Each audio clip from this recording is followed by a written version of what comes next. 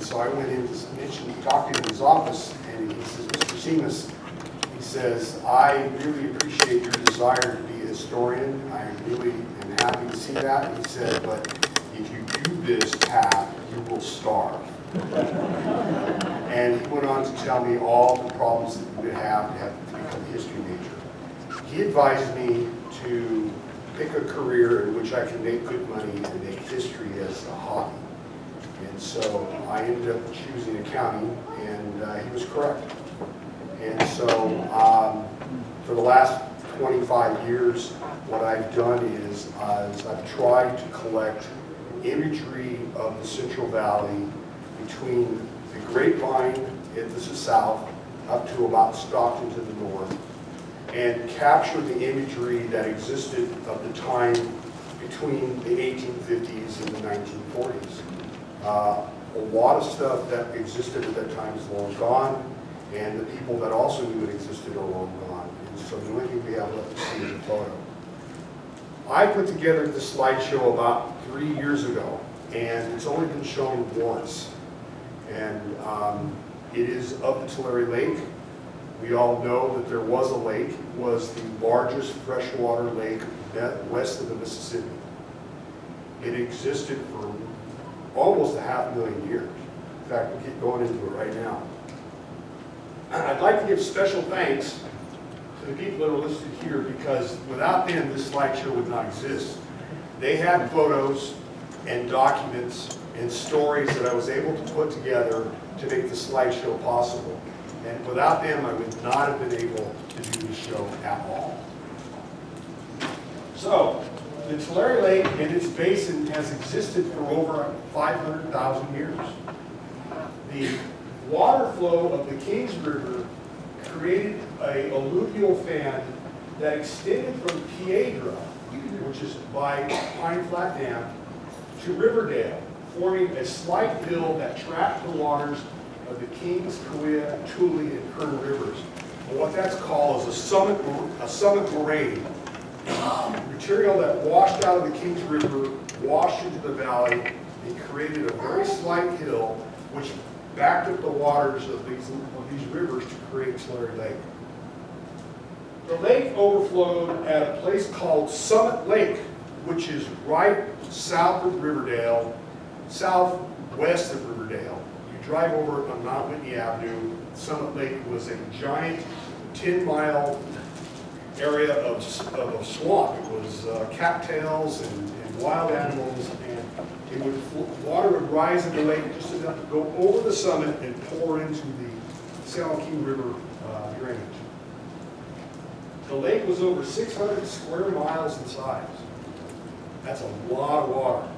But it was average depth was only about 20 feet. So what you would have is you would have a lake that's boundaries would move with the wind. The winds predominantly came from the northwest, so as the wind blew across the lake, the south shores of the lake would move 1 to 2 miles per day, depending on the wind. And that's why you have a lot of alkali in the south part of the lake areas, because that water would go in and evaporate, go in and evaporate, and it built up salt down in that part of the valley for the 500,000 years. The lake was the center of life for the Yokuts tribes for over 5,000 years. I have another slideshow that just talks about the Yokuts. And they lived unmolested in this valley for 5,000 years. They were here before the pyramids were built. And no one bothered them for 5,000 years. And there's reasons why that's the case, but we won't get into that today.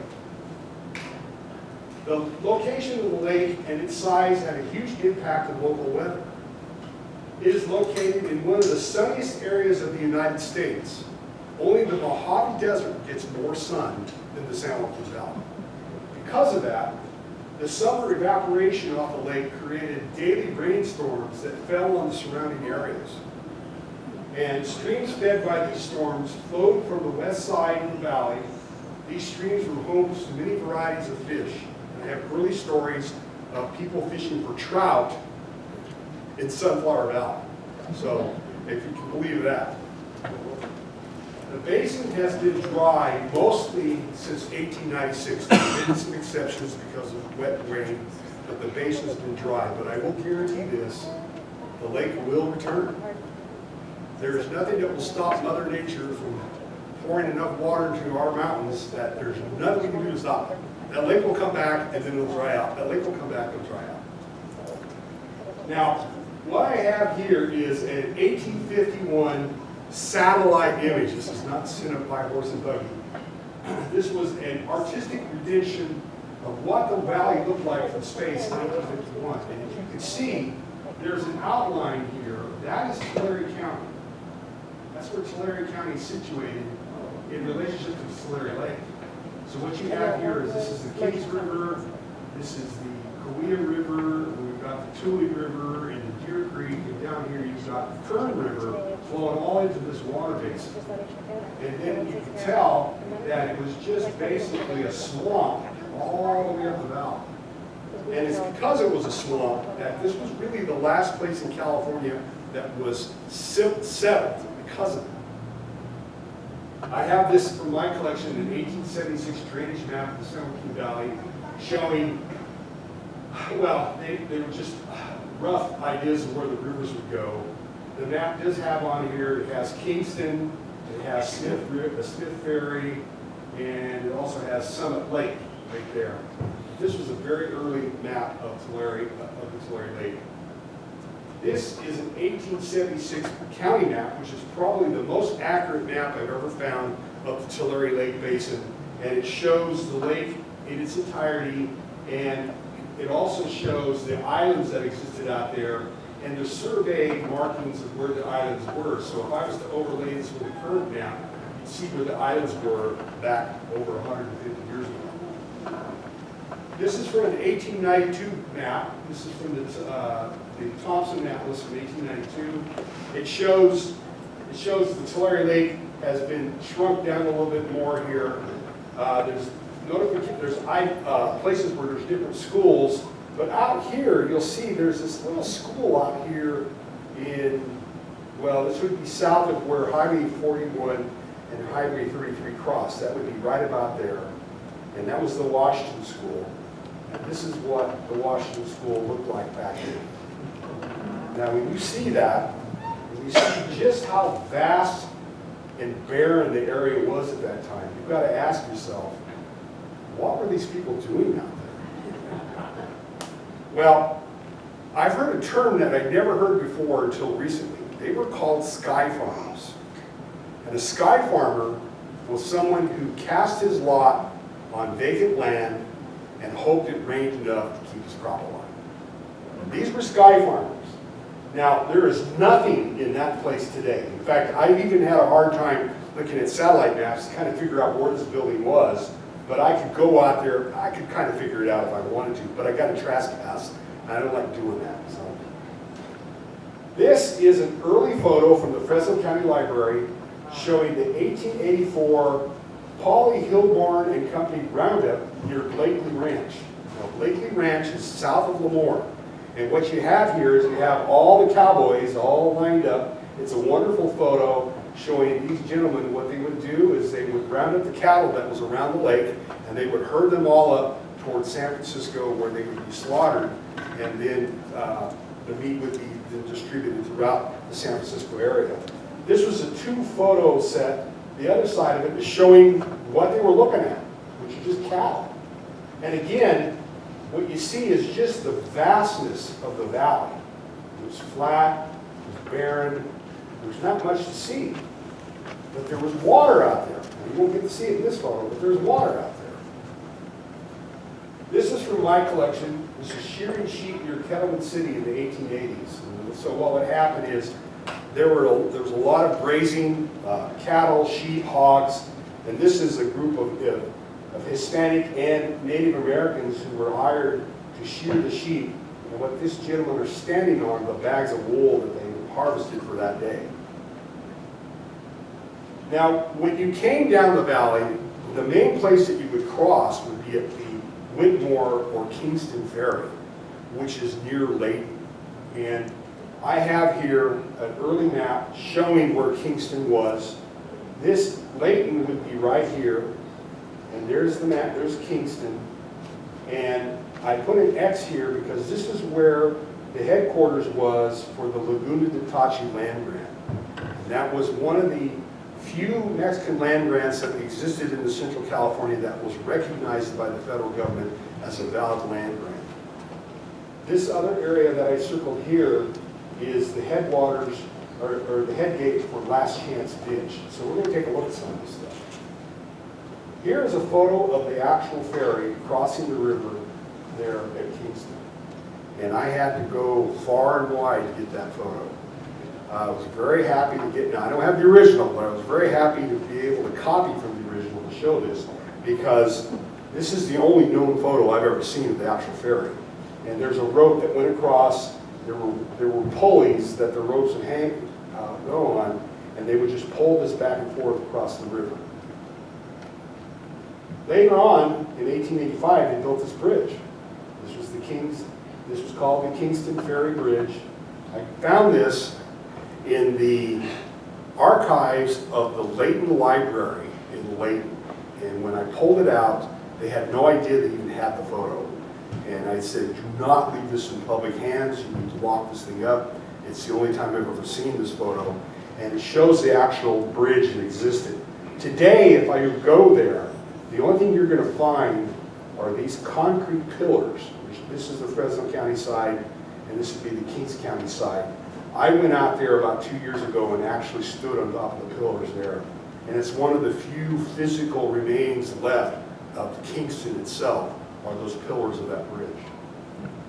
This is another postcard from my collection that shows the condemned bridge over Kings River near Layton. And what someone had done was they had gone and pulled out all the boards out of the bridge so that no one could cross it. Not because they didn't want them to cross it, they wanted the boards. And so that's the way the bridge was until it actually was demolished sometime after this picture was taken. This is also from the Fresno County Library. This is the this is the head gate for Last Chance Ditch. And this is right next to the Kings Country Club in Kings County. And I also have here's a current photo of it today. There's the headworks right there. This is from Google Earth. This is as close as I could get on the computer without having to drive out there and take a picture. There was a second ferry that crossed the Kings River, and most people don't know about it. It was called the Chisholm Ferry. And it crossed where Murphy Ranch Bridge was. And I was really surprised when they discovered this, because where I found it, I forgot, this is my estimation as to what that ferry boat looked like at Chisholm Ferry. We'll talk about this picture a little bit later. So let's talk about this. It says in 1875, when the lake stood at 207 feet, Atwell and Goldstein constructed a steamboat for the use of the Tulare Lake, the old Mose Andrews. It was built at Wachuma, in part salvaged from the old stern-wheeler Alta, which was stranded in 1862 near Elkhorn Avenue, when the pilot lost his way trying to get into Tulare Lake from the San Joaquin River.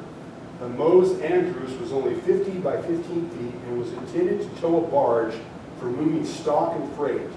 It operated on the lake for about 4 years, finally being abandoned in 1879 about 5 miles southwest of Lemoore, where John Chisholm and Oliver McCoy made a ferry boat out of part of it. So that's my first introduction to who Chisholm and Oliver McCoy were. So this is an 1885 irrigation map of Central California. You'll see here's the north shore of the Tulare Lake. This shows all the different lands that were irrigated by the Kings River at that time. But right here, we'll zoom in on it. It says Chisholm Ferry. And this was the map that prompted me to say, well, I didn't know there was a second ferry there. And so in the 1892, this is even closer yet. Let's go back and look at faster. Sorry. All right, so this is where the Chisholm Ferry crossed, and there was a road that went out here to a place called Murphy Ranch. I have spoken to one of the descendants of Murphy Ranch, but I have not been fortunate enough to get pictures out of them yet to see what was out there. This came from, this is a more recent map. This is from the 1892 Thompson Atlas, showing there was a bridge now that crossed the Kings River there. And there was also a store, which I would love to find a photo. And if you were to go in, this is a satellite photo showing the same place. This is where the bridge would have crossed, and the store would have been right here. And there's some numbers here, because what I went and did was I drove out there and took pictures of the certain roads. So this is the Murphy Ranch Road. This is heading east towards the Kings River. It says Murphy Ranch right there. And so number 2 is right here. You can see the Kings River coming down. It has this little elbow that comes around like this. So number 2 is right there. And I stood in that spot and took this picture. You can see the Ferry Road right there. And then number 3 is up here. This road used to extend out from Lemoore. As soon as the road left Lemoore, it just took a straight line all the way down through here. And you can see that this is the diagonal that's left going off towards the Kings River. This is looking west. And then right here, standing on that bank, I took a picture of where the ferry actually crossed. It crossed right here. And so it's an isolated area. It used to be the Lemoore Marina, but that's now closed. And so I was told that under the water here were the foundations of the bridge that existed there until it burned the water line sometime in the 20s and 30s. And so let's talk about the bridge. This is the 1888 Stockton Evening News. The firm of McKinnon and Tolmie of this city has been awarded the contract to build a bridge 300 feet length across the Kings River in Tulare County, about 14 miles south of Isaiah, which I think they got this way off. The cost of the bridge is $3,000. And then what happened was when they went out there, the guys that were running the ferry ran them off. And it said, who claims to be the owner of the land in which the abutment on one side of the river was to be constructed. The supervisors came out and said, well, this guy has no reason to get in the way. Well, what this did was it created a land rush, because what had happened was that there was the consideration that because the river was there, the land was not properly surveyed. And so people from all over went out there and erected cabins on the property to claim the property that was there. And it says about 40 cabins were erected at various points near the river. One Chisholm, who's been brother in the land office in Sacramento, got in on the location of certain fragments and tags of land and just went on and said they're not going to let that bridge cross over. So there was here in February 1888, the land war is jumping and land jumpers are swarming all over the county. And basically, I'm not going to read this whole thing to you, but basically what it said was the county says, we're going to put the bridge in whether you like it or not. And so they did the survey, they showed what was going on, and they basically said that the bridge is going to get built. Now, that's the bridge.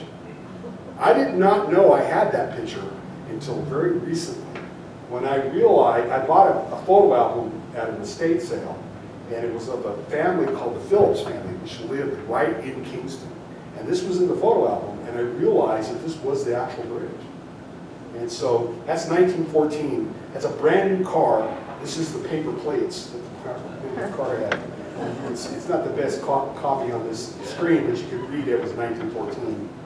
And I went by recently, and I actually got the water. I think the water's low enough, and there was the remains of the bridge in the water there. Right here, that little stump, and those 4 little stumps, that's all that's left of that bridge. And so real happy. That's because of the drought that we're dealing with right now is why you can see those pilings. Who was John Chisholm? Well, John Chisholm was born in 1845 in Texas.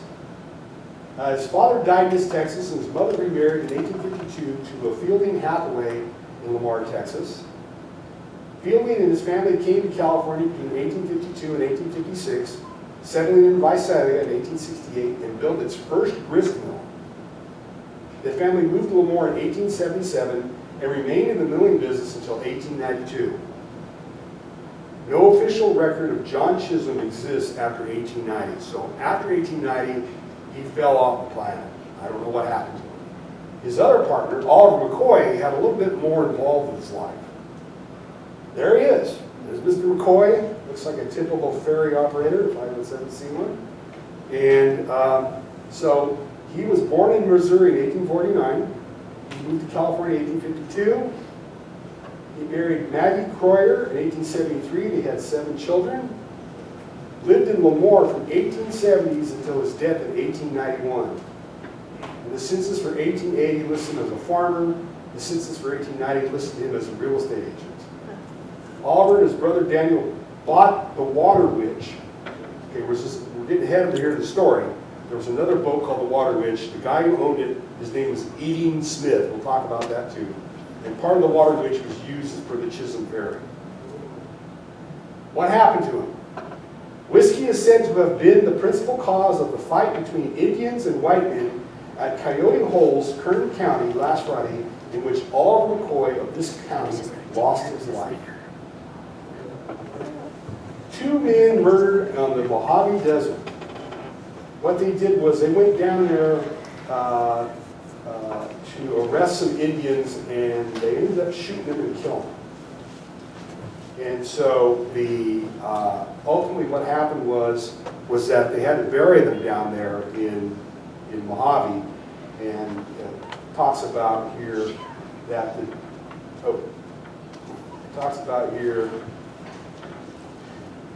the 2 neglected heroes were carted to the little cemetery near Onyx for burial. The day was hot, and old Judge Sumner, who officiated, found it difficult to remain in the presence of the bodies for more than a very few short time. Consequently, the black cat, whatever that says, the ritual, that made the ritual brief. So the poor guys were a little ripe in the sun, and they just buried them right there. So that's what happened to Oliver McCoy. Now, there were islands out on the Tulare Lake that were called the Atwell Islands and the Goldstein Islands. And so we're going to talk about Judge Atwell. There he is. This is from the 1952 Visalia Times. And he talks about here where it says that as a cattleman, Mr. Atwell had a colorful career. In 1860, he and Mr. Goldstein formed a partnership to run cattle and hogs at Tulare Lake. Instead of letting the animals run loose, they ferried them over to an island, which subsequently became known as the Atwell's Island. And so Atwell was quite an interesting individual. This is him right here, and he was the first part of the first graduating law class for Lawrence University of Appleton, Wisconsin. There were 4 men. That's it. And Isaac Goldstein, there he is right there. Nice prominent man. He had a store in downtown Visalia. He's standing right here inside his store in downtown Visalia. What happened? Oh, sorry. I panicked for a second. Okay. This is a very important article. I was real happy to find this. 1875. Misters Atwell and Goldstein have spent some $5,000 or $6,000 in fitting up their beautiful little steamer on the Tulare Lake and now have it in running order. It's quite likely that this vessel may build up something of a trade in the way of transferring wood and lumber to the opposite shore, and by giving settlers in that direction a chance to come here or to some point on the railroad to trade. The fish interest will be developed as a result of the construction of this boat, and it is a matter that will be a few years grow into proportions. The boat referred to was the Moss Andros. That's a key name. In 1875, Atwell and Goldstein decided to have the boat built to ferry animals and supplies to Root Island. They commissioned Mr. Burkholder of Tulare, he was actually in Buzzard Roost, which is now Wachuma, to build a boat at Buzzard Roost, which was one of the boat landings around Tulare Lake. Mr. Moss Andros of the Visalia Land Office gave them a flag for their boat, and in return they named the craft for him. Originally the boat was 50-foot fore and aft rigged schooner and was used to tow barges to the island. The stiff winds prevented it on the lake, churning up in the water, and most not using the ferry.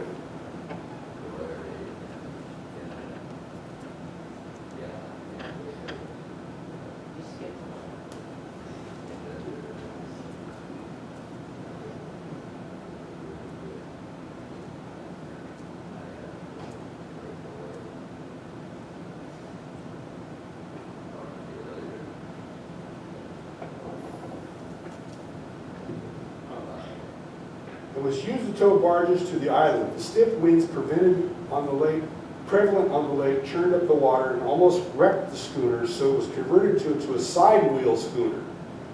So that way, they used to have a paddle wheel on the back, and then they built paddle wheels on the side.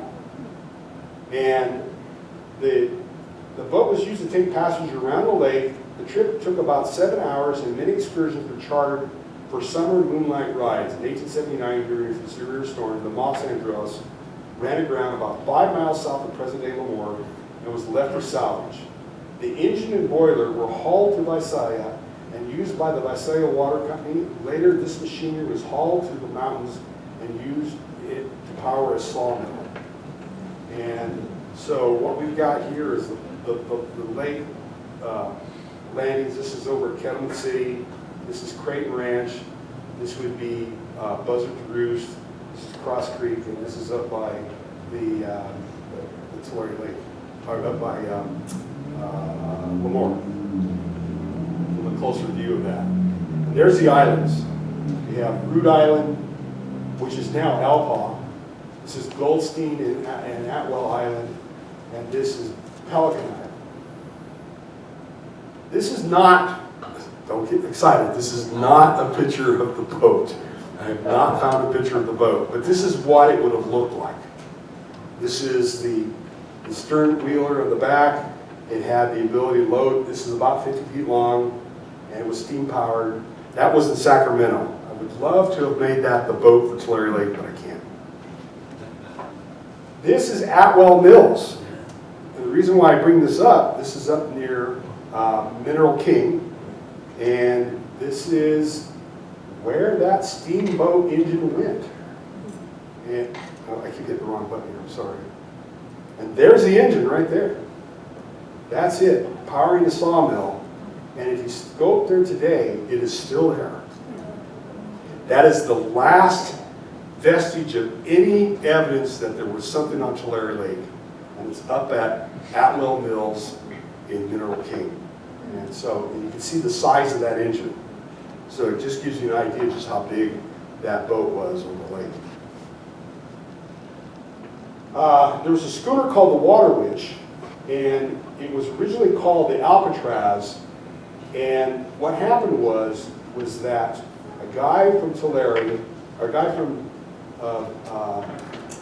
Lemoore, said, here it says, she was then bought by a queer fellow, such as known in these days as a crank, who determined to bring her to Tulare Lake and make a fortune by gathering the eggs of ducks, gulls, and other wildfowl south in San Francisco. He was familiarly called Eating Smith. So morbid was his appetite, and so great a dread was he to hotel keepers. He spent most of the summer of 1878 bareheaded and barefooted, tugging away with pole and paddle and rope to get this boat out of the Sacramento River, up to the San Joaquin, to the head of navigation at Fresno Slough, at Watson Ferry, now White's Ferry. And he had it brought on 4-horse wagon to Kingston, launched on the Kings River, floated it to the lake, 18 or 20 miles distant. Making 1 or 2 trips on the lake, he found that he could not realize his dreams, so he sold it to the McCoy brothers for some cows and started a dairy ranch.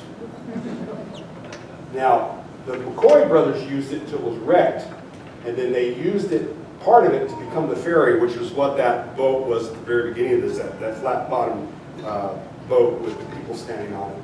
But the boat was modified to become the Water Witch, and this is the only photo / drawing of the Water Witch. This was supposed to have been taken, this drawing was supposed to have been made right where the Kings River flows into Tulare Lake, south of Stratford. And what they had was, it was a sailboat that had some sort of steam power in there. Now the Coxon Clark Adobe. I'm sorry, I hope I'm keeping you guys interested here. Coxon Clark Adobe was a trading post that was established in 1870 by Coxon Clark. It was the only building on the west side of the lake. And it served as a landing place for the lake boats and as a trading center for Indians. The site of the old post is 3 miles south of Kettleman City on the proposed state highway from Yosemite to Morrow. And so this is Mr. Frederick Cox. Mr. Frederick Cox, and this is Mr. Clawford Clark. And these two gentlemen were partners, and their business became so large and profitable that they were obliged to buy extensive cattle ranges in the counties of Sutter, Yuba, Tulare, Kern, and San Luis Obispo, which they still own. And that's the Adobe. That's from the original glass negative photo. So you look again, you see the vastness of the area that was out there. That was where the lake existed when this photo was taken. And so what I tried to do was I said, well, I'm going to go try to find where this was. So the first thing I did was I pulled out one of my maps and I said, okay, Kettleman City's right about here, and 3 miles down is somewhere out here somewhere. And then I got a more recent map. So if you're familiar with where In-N-Out Burger is out in Kettleman City, it would be right there. Okay, well, it's a great place to show it, give you a position where you're at. And so I was looking down and thinking, okay, it's somewhere out here. And then I got a satellite photo and looked at it, and I was really interested in something that was over here. So on a Sunday, when I went out there, because nobody's watching who's trespassing on Sundays. And, well, it's true. And I took a picture of the same site. Now, there's nothing there. It was an Adobe building. I'm sure it was gone a long time ago, but it's kind of sad to see that. But then when you bring back the other photo to look at where it's at, you can see, again, the vastness of the Tulare Lake Basin there in terms of where it was at that time. Michael, was that underwater? I'm sorry? Was that underwater? What, that Adobe? Yeah. In this picture, it was not. This was on the shore. You know, the Tulare Lake, the best way to describe it is if you were to take a cookie sheet and put an inch of water in it, you'd have this wide open area of water, but it was very shallow. So there was a story in 1857 in which there was an earthquake that happened, and it created a tsunami on the lake. And it washed into the north part of the lake area. And I do have a story that we've written about that. Now the Creighton Ranch land is a little bit more interesting because this has got a lot more that's left there. Creighton Ranch is where the Tulare River comes into the Tulare Lake. And so coming even closer here, you can see Creighton's and the name of Creighton. And I keep hitting that, sorry. And this is a more recent map of the Creighton Ranch. This is the road that you drive. This is Highway 43. This is the road that takes you to Tipton. So the Creighton Ranch landing is right here. And so I took a drive out there and actually drove. You can see right here, this little pathway right there is where I'm parked, looking up north. And so I'm looking down that pathway, and there's all these corrals that are old, really old. And then I got my Apple phone out to say, okay, this is where I'm standing when I take this picture. And this is the picture I was taking. Now, it looks modern, but those are old redwood posts with cables that are tightened. And they've been sitting there for many, many years. And then you can see where the cattle were loaded into this area here. And then the boats, this is just how they would move the cattle around. And this is where the Tulare Lake is, or the Tulare River was, and you could kind of get an idea of where the boat would be there when they would load the cattle on it. And just more of a view. Now, the Tulare Lake is gone. And this is a great picture of why. This is the construction of the People's Ditch Weir, which is just south of the Riverland in Kingsburg. where the Kings River crosses under Highway 99, you have Riverland, right after that, it's just weird. This is a couple construction photos of the People's Ditch Weir, and all the guys standing around showing off. This had been done when the river was dry. And then what would happen is they would employ these steam-powered dredges, which would go into the channels, and you can see this little tooth monstrosity at the end would churn up the water, and then they would suck the water out with the sand onto the side of the bank. And this is even a better photo. I went all the way over to Napomo to get these pictures. And somebody said, I got these pictures that I want. I drove directly to Napomo to get them. And they were actually taken by a photographer in Hanford. This is People's Ditch as it crossed near Excelsior Avenue in Hanford. And there are 1, 2, 3, 4, 5, 6, 7, 8, 9. There's 13 people on that dredge. And what they're doing is widening that ditch to get more water down. And here's an even closer view of that dredge. And it's a rather big piece of equipment. To kind of give you an idea, you see a guy standing right there with his hat. He's standing right there. It's a big piece of equipment. And this is what they do is this spinning device would suck up the soil with water, and they would pump it out to the side to make the bank. This is the first attempt to try to remove water from the Tulare Lake Basin at any great scale. It was using the technology of the Egyptians. And that's what they were saying at the time. And what they did was they put this wooden wheel that would paddle water. It had this little belt going off to a caterpillar there. It was belt driven, and they tried to get the water out this way. It didn't work too well. They ended up bringing in these large electrical pumps. And what you have here is you have one that's been delivered here, another one that's been delivered here, and the third one, they're taking it off the trailer on the A-frame. And this is it, coming off the trailer, right there. So they got it on the A-frame, and they're showing off that they're on the A-frame. And then they put it on the ground, right there, and they brought in the electrical power to power these pumps.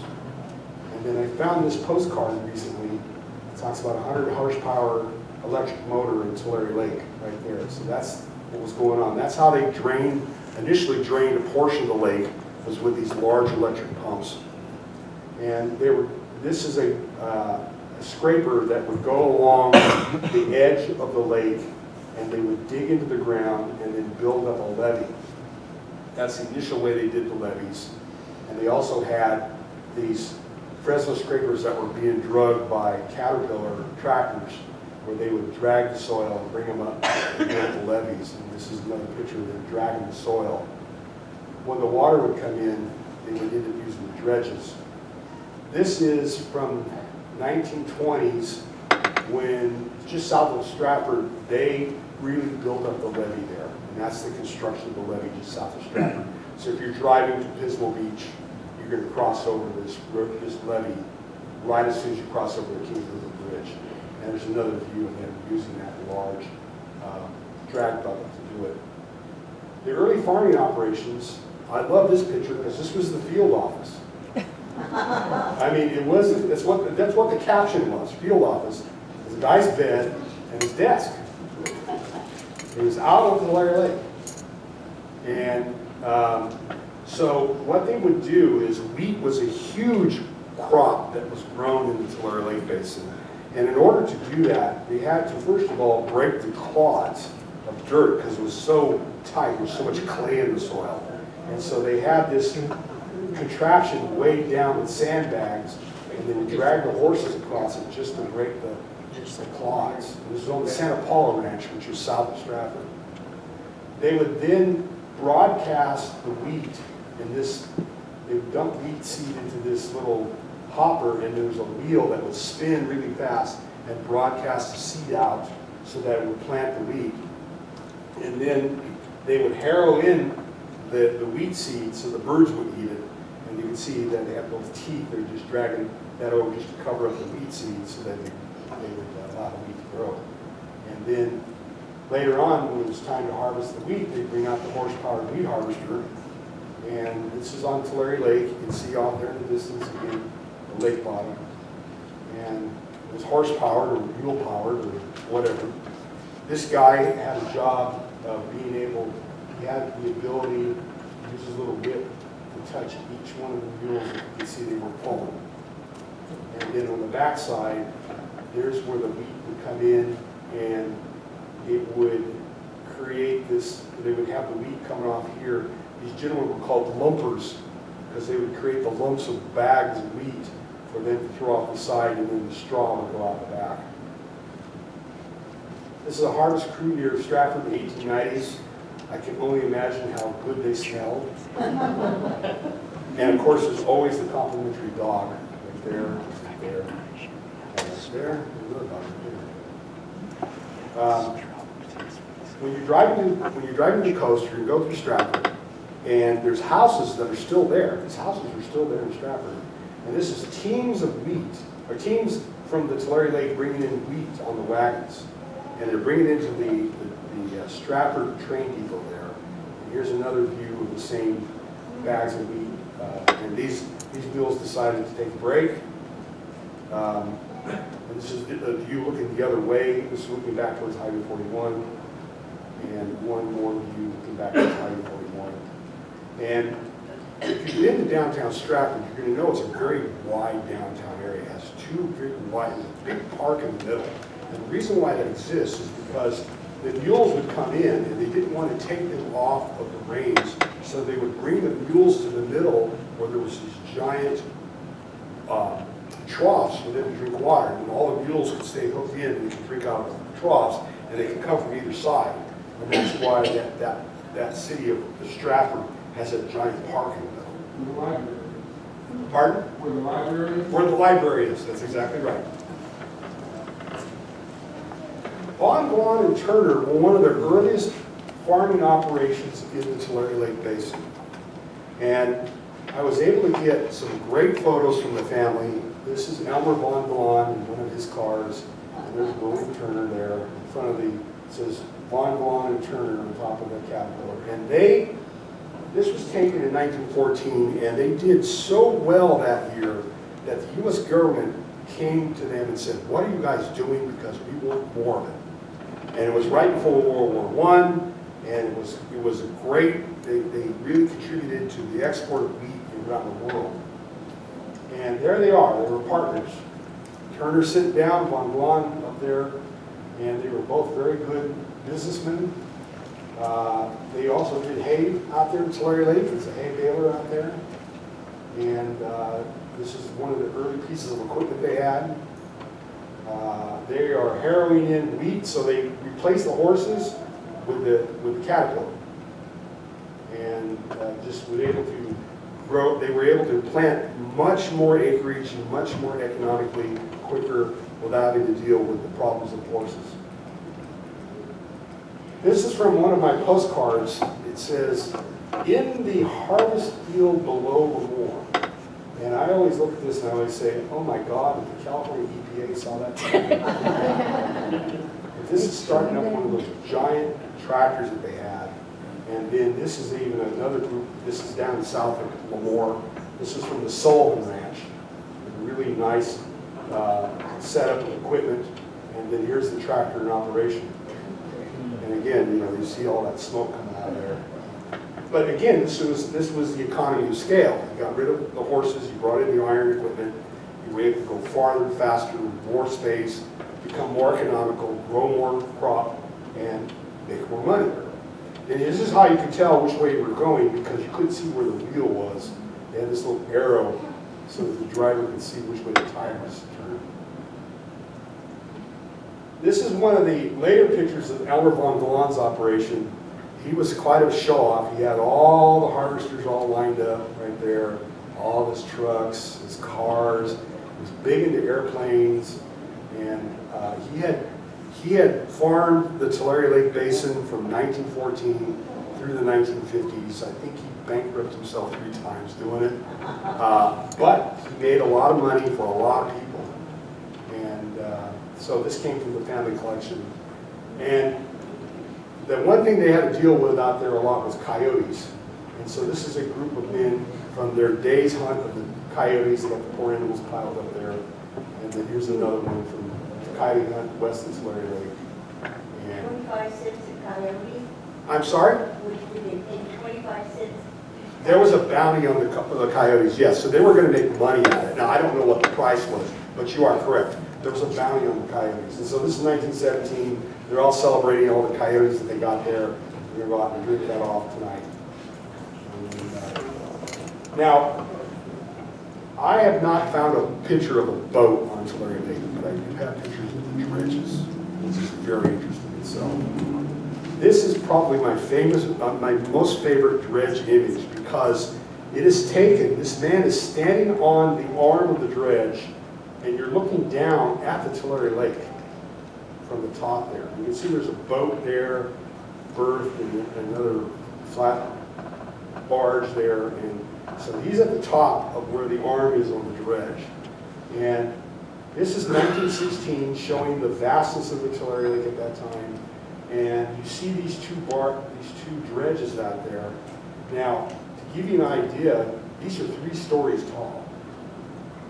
So if you go back and look at that, you got to think that's a 3-story tall structure out in the lake to give you an idea of just how large and vast this picture is. It was impossible to photograph because there was no way you could get any perspective on it.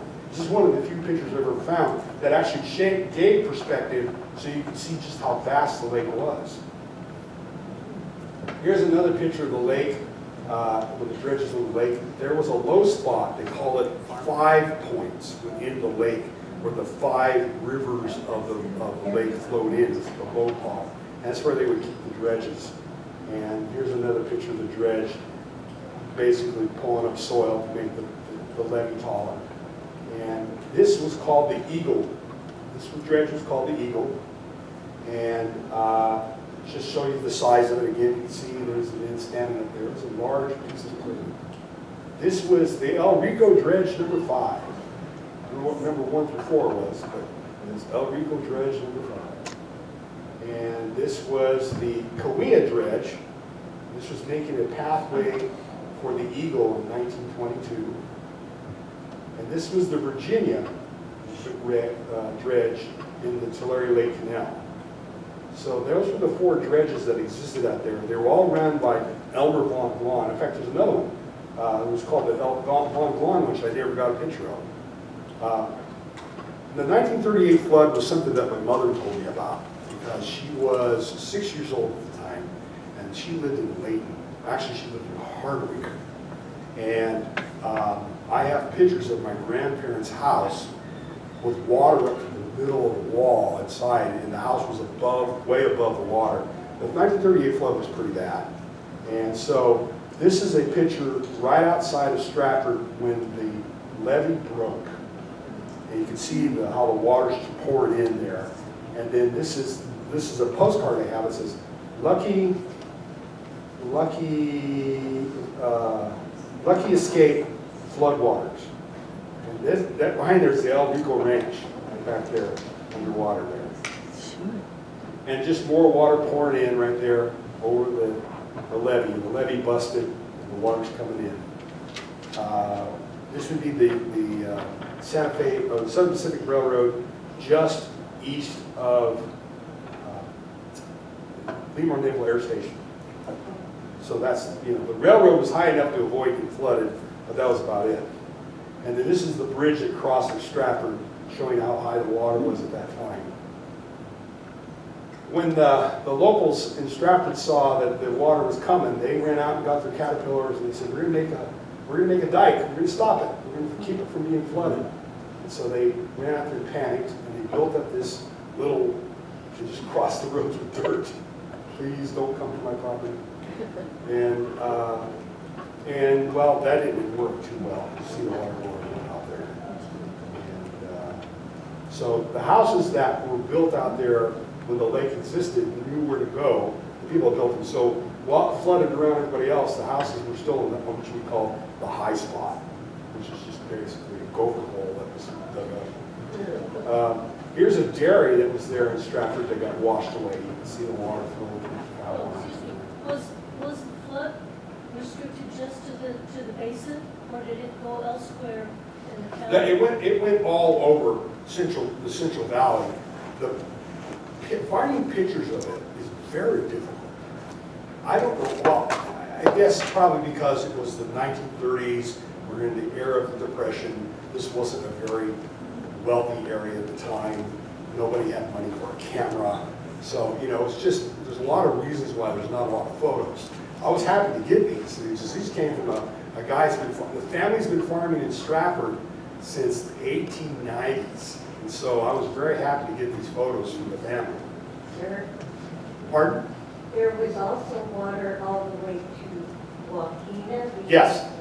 Yes, that's right. I mean, when you drive, if you drive out, take a drive to go to Corcoran, and you drive out that way, and you get to Corcoran, and you just see, it's just so vast, it's flat. It's just, again, it was just a giant, what I call just a really big swamp. And the cattails and the dry grasses would extend from shoreline to the lake about a half mile. So you had to go through all that before you got out to the water. So it was just a very difficult And way. tell about the turtles. We'll talk about that. So you can see here the dairy here is getting flooded. Not the best of times for this poor man. And you see it just washed away. It was a nuisance for sure. Now unfortunately, they were building a new roof here and they were flooded. So I don't know whatever happened here. And just one last view of the water out there. And of course, this is where Kansas Avenue and 10th and a half Avenue meet. And that's what you saw. And that extended, that was probably from here all the way down there, maybe 30 miles at that point with water. How deep? The deepest the lake ever got when they did a sounding in the 1870s, they found that the deepest place was 40 feet. Did you really sled? Oh, this flood wasn't even near that. Wasn't even near that. There's Mr. Von Blon with his hat on a stick in 1939 showing how deep the water was. That's a really neat photo of him. And then, have you heard of Naval Air Station Stratford? I've been waiting for you to do this. Yes, there was a naval air station at Stratford. And it was a place where they had to land the seaplanes. And so what we got here is that is the actual naval base right there. I know it sounds funny, but yeah, that was the tower, and that was where the guys lived. They were based there in World War II. And this is a picture of them sitting around, having a good time, and they even had time to go out and get dinner. And then this is them on the boat, on one of the boats out on the lake, and just another picture of the boat on the lake. Those are the only pictures I've found of the boats on the lake, now I think about it. I have not found a seaplane landing there yet. I've Look. read that the military did that to hide the airplanes from. Oh, that's probably true. Back, seaplanes were a very important part of the military to be able to project power over a long distance over the water, because a seaplane didn't need land to land on. So the Tulare Lake was a great place. When it was foggy in the Bay Area, the planes would come here and land. So what you see here is, this is a satellite photo of the Tulare Lake Basin. This is Stratford over here. This would be Ferry. Yeah, it's Tulare. And you have Wachuma around here. And then what I did was I kind of sketched in where the lake was at the time. You can see the islands, and now a farm area. And there's the lake there. One last look at the old 1876 map, which is really good because it gives you a lot of good areas to look for. Now, if you've got questions, I have a Facebook page. Search Photos from Semas. I have 23,000 people that follow me. Whoa. Yes, I know, it's insane at times. I look for old photos, and when I find them, I post them on my page, tell a story about them. just to kind of get you an idea of what's going on. And I get a lot of great input from people who say, hey, by the way, I know more about this particular place or this particular incident or whatever. And I've made friends all over the world, to be quite honest with you. I can't go anywhere in a historical setting, and when I introduce myself, there's always somebody who says, do you have a Facebook page?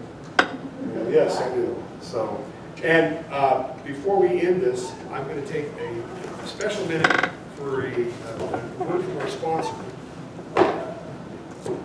I have written 3 books, and I have 2 of the books here today, Shaver Huntington and Union Lake, and probably not too crazy about it, but it sold quite well at the time, the City of Fresno. So if you want these, talk to me afterwards, $22, sign them for no extra charge. I had an employee that told me one time, she goes, I'd love to buy one of your books, but I can get it on Amazon. I don't want to pay $22. I can get it for $14 on Amazon. If I got it on Amazon for $14, would you sign it? I go, yeah, but it costs you $7.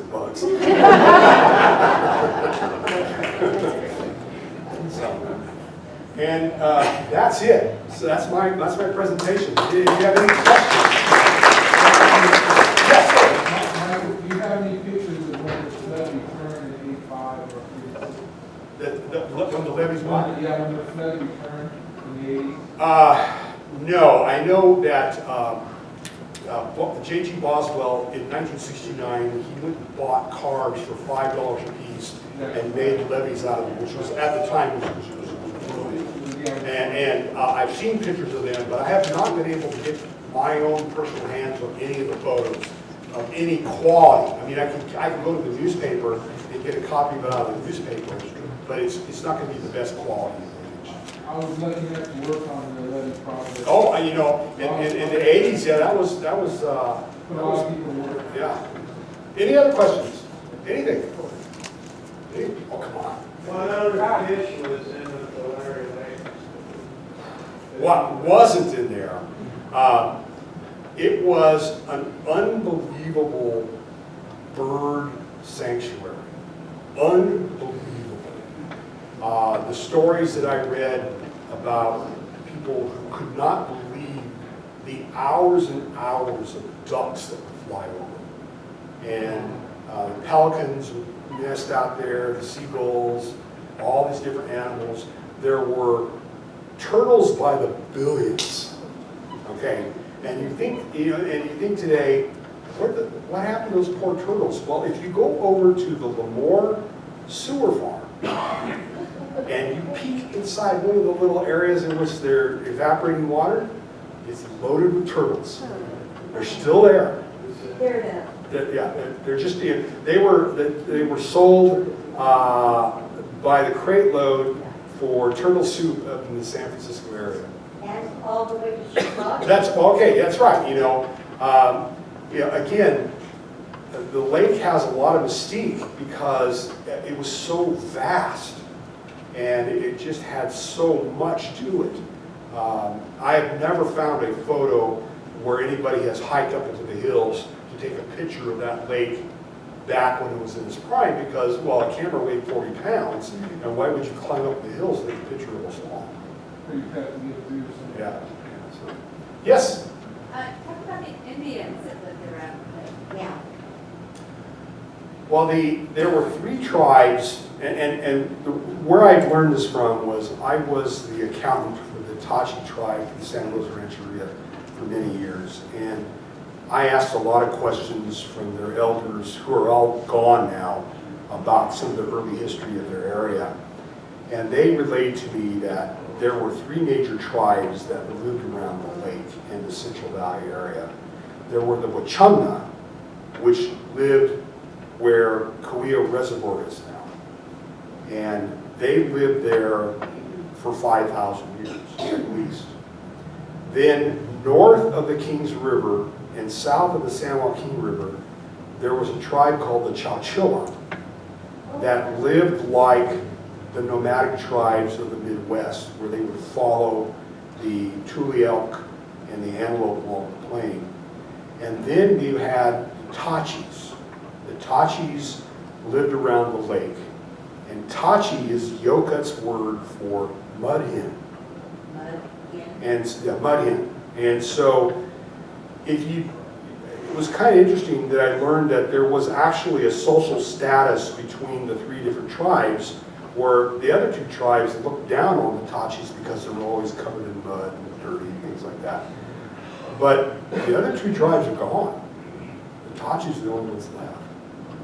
And so, yeah, I have a slide presentation they call Before the White Man, which talks about the early tribes that were here, some of the cultures that they had, and then how they were systematically eradicated between 1850 and 1880. It is really quite sad. It was very difficult for me to read about it. I show newspaper articles at the time. I talk about various incidents that happened all within this area here, and it is tragic. It is tragic, and but you're looking upon history with today's values. Back then, it was a different time. I'm not trying to excuse it. It's just the way it was. Yes, yes, ma'am. Right there. Yes. Yes.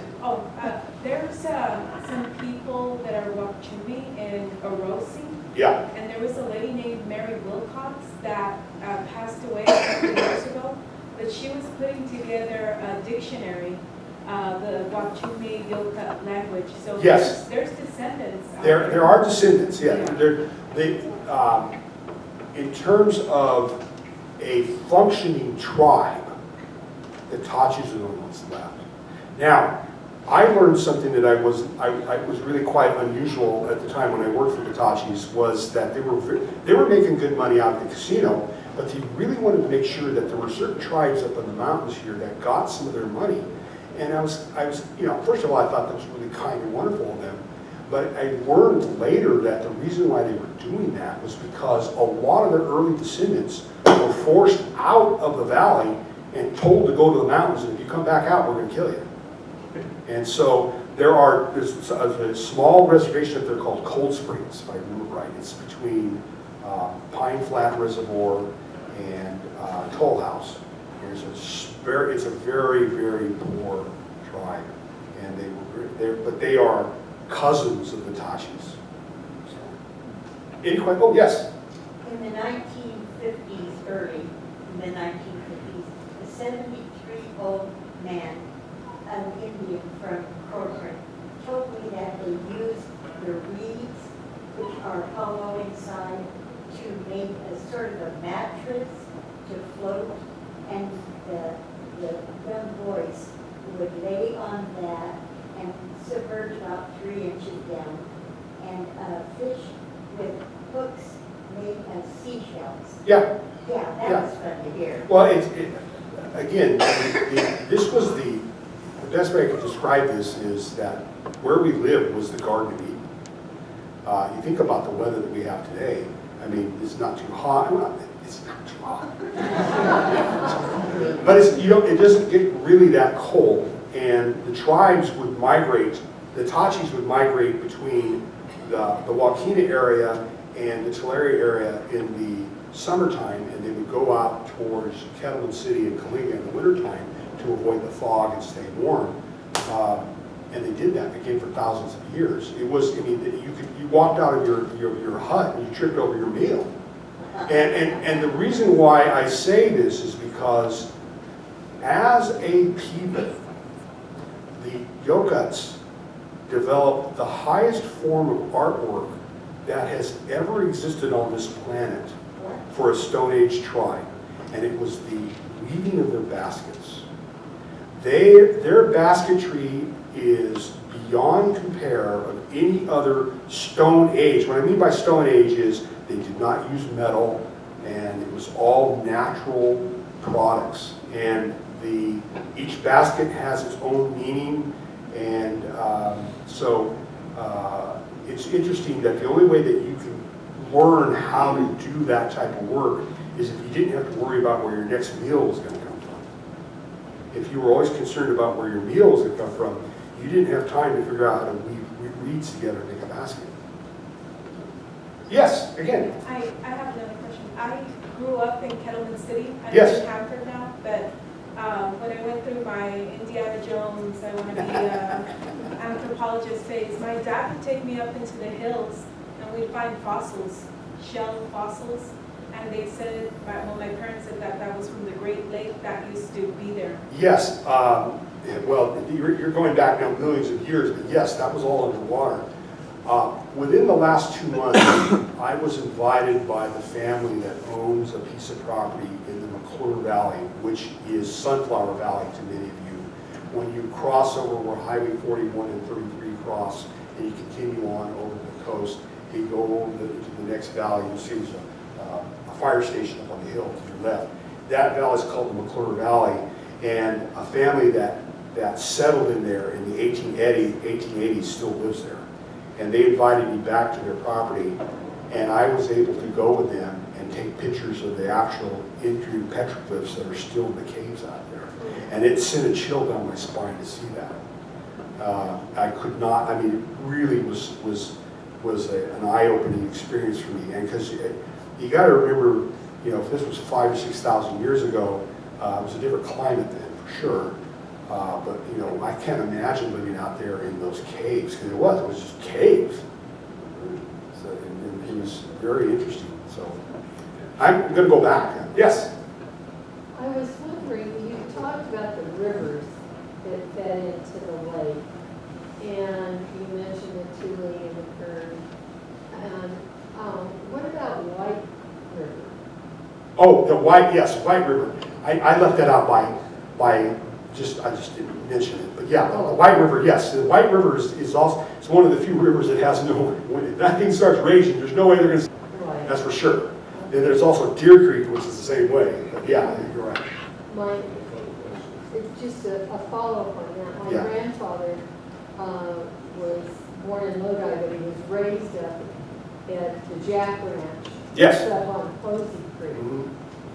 And Posey Creek was going, I think it fed into the White There were a lot of different, yeah, there's a lot of different creeks that flowed into that lake. And again, the reason why that lake exists is because if you take a trip up into the mountains here and you follow the Kings River, you'll notice that there's this giant canyon that exists where the Kings River went through. And all that material had to go somewhere. And it was washed out into the valley between, like I said, Piedra, Reedley area, and washed it all out towards Riverdale, out towards Five Points. And that is, I call that a summit moraine, that's what it's called.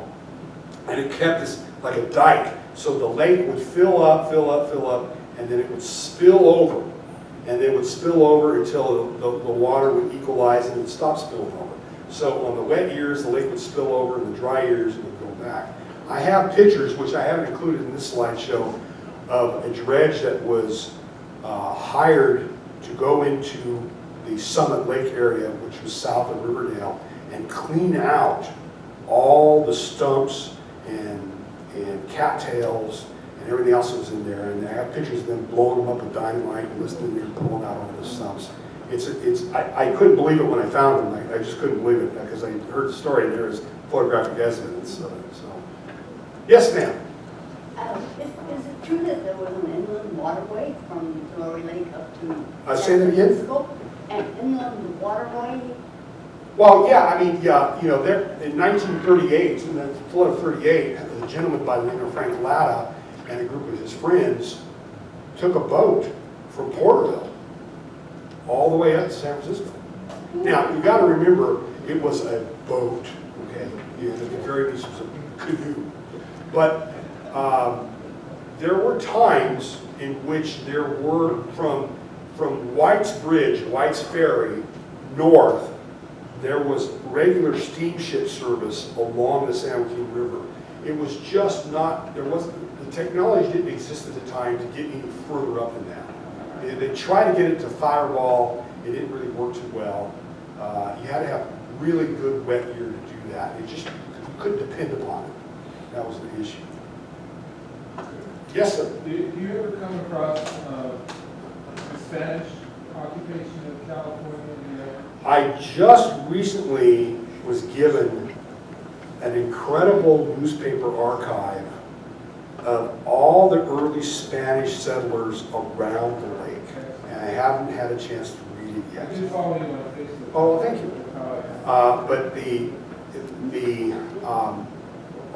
the picture I showed of the sheep shearer gentleman, a lot of those were Native American, but there's a lot of people that live here in this valley who are descendants of the original meeting between the Hispanic and the Native Americans, and there's a lot of Hispanic people that are here who've been here 5, 6, 7 generations. You just don't know. Nobody really took a record of it. There was a woman that used to work in my office who's passed away now, and she mentioned to me one time that she was going to go to her grandmother's funeral, and her grandmother was 102. And I did the math in my head, and I said, your daughter is the 7th generation from her. She goes, yeah. I go, why didn't you get a picture? You know, imagine there's 7 generations of family, and your grandmother's 102. Well, I don't know, anyway. Not important. Anyway, yes, sir. My mother's friends in Visalia, Edna Sullivan, lived in Parlier and said she took a steamship from Selma to San Francisco, lived in the teens or 20s. What group would that have been? In the teens and 20s, I'm from Parlier. Well, she went to Selma. Okay, well, I can't answer that. You know, see, the thing is that there's so many of these stories, but it says, you know, I always say, show me a picture that didn't exist. You know, I mean, you know, that's really what it comes down to is that the photographic evidence is so sparse of that. Yes, sir. I was just wondering if you knew much about any kind of, I know there's not a lot of water in that, but restoration efforts or plans, but I've heard in the past there has been some set forth, people in Preston was talking about some segments of it being restored, and also, I know Stephen Hayes, the person that was trying to. You mean in which area would you say it was? Ferguson? Just the Tulare Lake. Oh, well, you know, the parts of it. you know, there's always going to be an attempt to bring back a portion of that lake. The problem is that it needs so much work. The water that is needed to do that has so many hands on it before it gets there. And I mean, it's just really what it comes down to. The Kings River is unique in Western water history because of the battles that were fought over it and how that water is still divided up today. They have the 1948 Water Accord, which was decided, what, 70 years ago? 80 years ago? And they're still, that's the rule. They don't dare touch it because it would just open up a can of worms. And I do have pictures of water being diverted in a canal with a man and his son standing on the weir with a gun. A gun? With a gun, yeah. Well, that you did. Yes, ma'am. I have a friend in Wachuma who, I think it was the very early 1980s, he was paid for the bigger farmers like Sawyer and Boswell to walk on the levees to make sure the smaller farmers didn't blow them up. Because, Well, there's flooding. there was a lot of, look, yeah, I mean, yeah, there's a lot of animosity there because, you know, if you have the ability to build up a levee and that water is forced onto other people's property instead of your own, yeah, it's going to cause problems like that. And I believe it. I believe it. Yes? It's still today. It's still that way today, yeah. Of course. It's still that way today. Again, Kings River has the distinction of being the most fought over river in California. And it's practically dry. Well, yeah, for now. It can come back. It's a mean sucker. It'll come back. I heard about the salmon too, and there was a litigation. Yeah. Sort of part of that. Yeah, it's a unique geographical area, that's for sure. Yes, sir. One thing I'll say, if you want to see those kind of places maintained, visit them, patronize them, keep them clean, help other people keep it clean. Layton has a great spot where you can enjoy what it was like, but it's a mess. But they're never going to bring that lake back. One thing, this dredge that you see right here, this dredge ended up sinking in the 1938 flood, where the Tulare River goes into Tulare Lake, and it's still there. Really? Yeah, of course, all the wood's gone, but all the metal is still there. If you know where to look, it's still there. So, yes, ma'am? It's my perception that Chinese men with wheelbarrows and shovels made a lot of the levees, and that's apparently not true. I can't answer that. I will tell you this, that the early maps that I showed of 1884 shows levees that were built at that time, and then going, how'd they do it? It was before the time of the Fresno scraper. You know, because how did they do it? I assume it was done by manual labor, but how?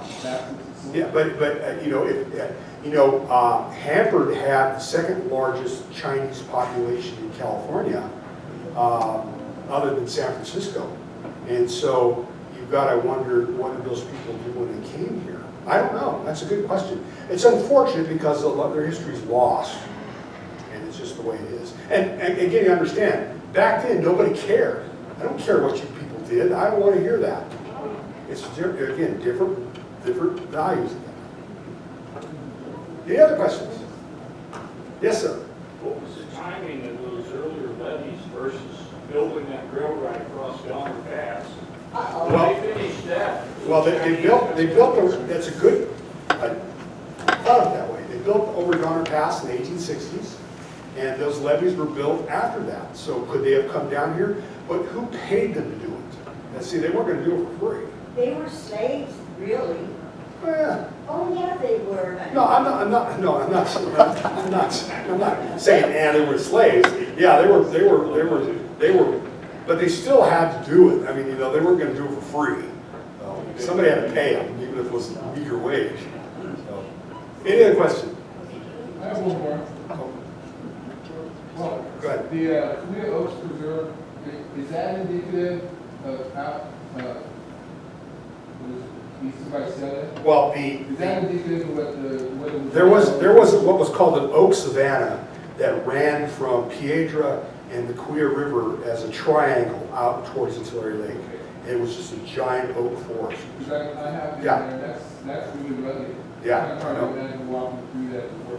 When the white settlers start cutting down those trees, the Indians would cry because they thought that they believed that their souls went into those trees after they died, and when they were cutting the trees down, they were killing all their ancestors. So, I have a question over here. Is that why oak trees are, you're not allowed to really cut? Well, that's something the Tulare County took upon themselves many years ago, was don't cut down the oak trees, because when you look at the Tulare County insignia, it's got an oak tree on it, you know, and you don't want to end up, does not look like the California bear flag, there's no grizzly bears left in the state, so they don't have the same thing. But I think the same is true in Kings County too. I don't know. I know that, I don't see too many, I did see an oak tree get cut down in Hanford the other day, but I was surprised it lasted as long as it did. You have to find, I worked in the Yeah, you probably have to get, you gotta be. You have to meet certain criteria. Yeah, Get tested. well, where the tree was, Yeah. I was like, well, that thing's gonna have to come down someday, and it did. Yes, sir, you got a question? This question on Cahuilla Oaks, that kind of survived because it was a low area that people really couldn't farm, and with all the floods we have. Well, it was flooded consistently there, that's for sure. I was on the board of directors for Sequoia Riverlands Trust for 9 years, so that was one of my favorite park reserves. Yeah, it's hard to believe when you think about it, but yeah, there was a vast, what it was called an oak savanna, and it was just incredible, and it's gone. When you go up and see all the redwood tree stumps that are up there, it's the same thing. Where? Well, when you go up the mountains, you can see all the redwood trees that were cut down. Not here, no. The redwood trees that live down here are the ones that were planted just recently. Any other questions? Oh, well, somebody's got to ask me. But thank you all. I really do appreciate you being here. Thank you.